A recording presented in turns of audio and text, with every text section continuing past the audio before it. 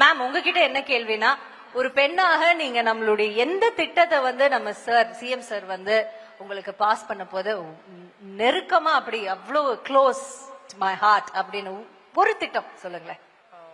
எல்லா திட்டமுமே அப்படிதான். பெண்களுடைய மேம்பாடு, மகளிர் உயர்வுக்கான திட்டங்கள். இந்த மகளிர் உரிமை தொகை திட்டத்தை சொல்லலாம். அவர் முதலமைச்சருக்கு ரொம்ப பிடிச்ச ஒரு திட்டமா செயல்படுத்தி வர்றாரு. அதுவும் நம்முடைய துணை முதலமைச்சர் துறையின் மூலம் செயல்படுத்தப்படுகிறது அந்த திட்டம்.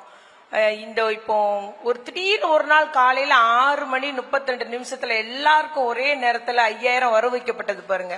அன்னைக்கு எல்லாருமே நாங்க வேந்து போனோம், ஆச்சரியப்பட்டோம். என்னடா அப்படின்னு எல்லாருக்குமே வியப்பா இருந்துச்சு. அது எதிர்கட்சியுடைய சதியை முறியடிக்க செஞ்சாரு.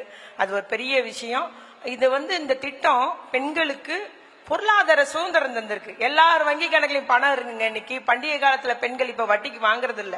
அது போல மட்டும் இல்ல, எல்லார் குடும்பத்திலையும் முதலமைச்சரை சகோதரனாக, தன் பிள்ளையாக, தன்னுடைய குடும்பத்தில் உறவாக தான் நம்முடைய முதலமைச்சரை மகளிர் உரிமை தொகை பெறும் அத்துணை பெண்களும் அவர்கள் கருதுகிறார்கள் என்பதை கூறிக்கொள்ள விரும்புகிறேன்.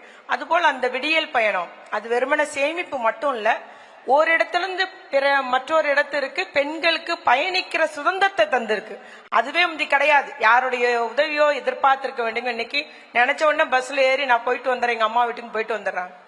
அந்த ஒரு சுதந்திரத்தையும் பெண்களுக்கு தந்திருக்கு. அதே போல தோழி விடுதியை எடுத்துக்கிட்டீங்கன்னா அதுவும் நம்முடைய முதலமைச்சருடைய உன்னத திட்டம். முதல் ஆண்டுல முதலமைச்சர் அறிவிச்சாங்க எல்லா மாவட்டத்திலையும் பெண்களின் பாதுகாப்புக்காக தோழி விடுதி கொண்டு வருவோம்னு. உண்மையில எனக்கே அப்ப நம்பிக்கை இல்லை. ஏன்னா ஒவ்வொரு விடுதி கட்டுவதற்கும் அவ்வளவு கோடிக்கணக்கான நிதி ஒதுக்கீடு சொல்றாங்களேன்னு நினைச்சோம். ஆனா எல்லா மாவட்டத்திலும் இருக்கணும். குறிப்பா சென்னையில அதிகப்படியான எண்ணிக்கையில இருக்கணும். இங்கு முதல் தலைமுறை பட்டதாரியா வரைய பெண்கள் இங்கு வந்து வேலை செய்யறதுக்கு, படிப்பதற்கு, எக்ஸாம் எழுதுறது கூட குறுகிய கால தங்கி விடுதியா கூட அதை உபயோகப்படுத்திக்கலாம் அப்படின்ற மாதிரி பெண்களுக்கு ஏற்றவாறு இந்த துறையின் மூலம் அதுவும் செயல்படுத்தப்படுகிறது. அதுவும் எல்லா பெண்கள் பாதுகாப்பு மற்றும் அவளுடைய உயர்வுக்கான ஒரு திட்டமாக செயல்படுகிறதுன்றதை நான் இங்கு definitely if a woman moves freely the society grows rapidly. So thank you so much once again to our CM.